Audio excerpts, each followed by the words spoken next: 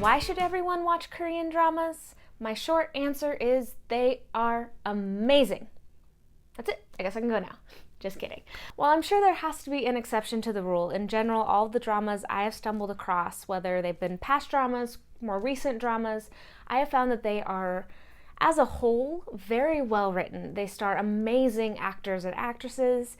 They have a high production level and value within the product. And they are also, generally speaking, told within a single season. So you're getting that full narrative told out all at once, which I think is great. There's also a variety of genres and styles, which is why I think that there is something out there in the Korean dramas for everybody. Now, admittedly, to truly enjoy these dramas, you have to be willing to kind of step potentially outside of your comfort zone, as there may be some language differences, some cultural differences in these shows.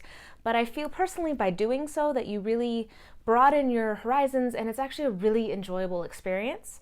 There is the need probably to read subtitles, but that over time just becomes natural, I suppose, and it doesn't feel hindering to the storyline, and they're usually done in a way that you're able to keep up. One of the things that I think has made these Korean dramas so successful over the years, and why they're becoming more popular and successful in the United States as well, is because of how well written they are. While some are based off of other series from other countries, or maybe based off of a manga or something similar to that, others are original concepts and original scripts. And more lately, we are actually seeing remakes in the US of Korean shows. One example is the show The Good Doctor. And we can kind of see from that how they've taken this Korean concept and idea and have transitioned it for a US audience and allowed it to also be successful in the United States. There are also rumors of another show that was going to be remade in the United States, but it seems like as of now those have been scrapped. But I do think it's going to be interesting to see if we do see a more influx of US remakes of Korean shows over the years, as I feel they are branching out in their writing. They're coming up with new, unique ideas that I think US markets are looking to capitalize on, and it will be interesting to see how many more of those shows we have come across. Something else I feel is strong about these shows is that they star amazing actors and actresses. There is a variety of talent out in Korea, and I feel that these actors have kind of found their niche, and they are able to excel within the style of drama they are known for. What I also like with that, though, is because these shows really do only last, generally speaking, for the one season, is it gives the actors and actresses the opportunity to move forward in their careers and to play new and different characters every show. So instead of tuning in to see your favorite character 10 seasons down the line, you're tuning in instead to see your favorite actor who is now playing something new, interacting with maybe a different lead, playing a different role.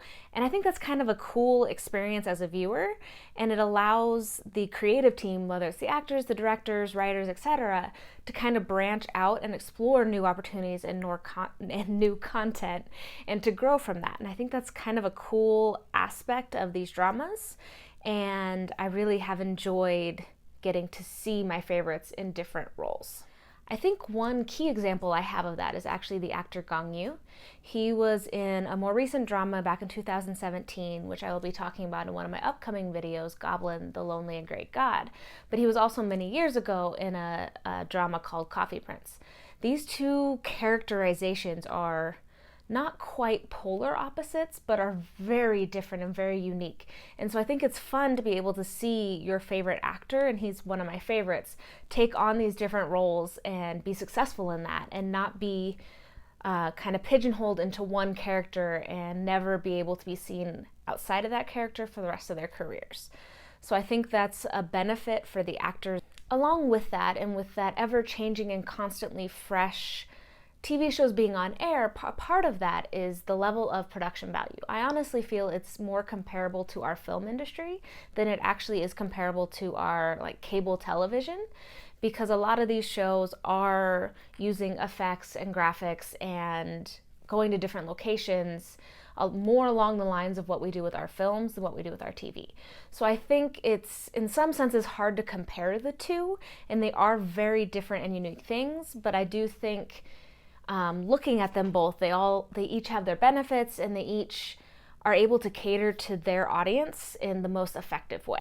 The other nice thing is that this high level of production value is not necessarily seen all the way across the board. So you're getting 1 or 2 shows a year that are really coming out and pushing the boundaries in these different genres. So you have shows like Goblin or Descendants of the Sun or Legend of the Blue Sea that are very unique stories and have these visual and graphic elements to aid them. But then you also have shows that are more your sitcom-y style, your sweet romantic comedies, that don't have quite as high level of a production value, but still are able to utilize those strong actors and that strong writing in order to tell a good story. One such example I feel of that is a show I've been currently watching called Welcome to Waikiki. It is very much a more comedic show, but instead of having episodes that kind of stand alone and then you don't really revisit some of the comedy from them, a lot of the comedic lines carry throughout the entire show, and it's still a show that develops over the course of the series, but is still self-contained. There is a second season for that particular show, but from my understanding, they are relatively independent of one another, even though some of the actors may return. The full first season told a full story. So when you move on to the next season, you're getting a continuation, but not in a way that you feel you're missing out if you miss the first season, or if you're not able to continue to the second, that you're still not being left hanging, wondering what's going to happen. I feel that that can happen a lot of times with US shows, as either the show goes on for too long and loses the audience's engagement, or the writers decide to do something kind of crazy at the end, or it's a show that gets canceled before it comes to a full resolution. So I feel that that can cause a disconnect with the audience, and they're not able to hear and understand that full narrative. So keeping these stories to a single season helps to kind of combat that, and no one is ever left wondering, although sometimes you are left wanting more because the story was amazing and you just want to know more, you were still told a complete tale that can be left alone. As I said before, as I continue through this blog, I'm going to be looking more at specific dramas that I've seen in the past, as well as some that I'll be seeing as they come out here in the future. I do tend to wait until a show is completely done to watch it, just so that I can at least binge watch in bigger chunks and not be left totally with cliffhangers. But I look forward to bringing you these shows, and I really do hope that I am able to introduce you to something that you will like. So I look forward to doing that in the future, and for now, I will see you all next week, and don't forget to subscribe.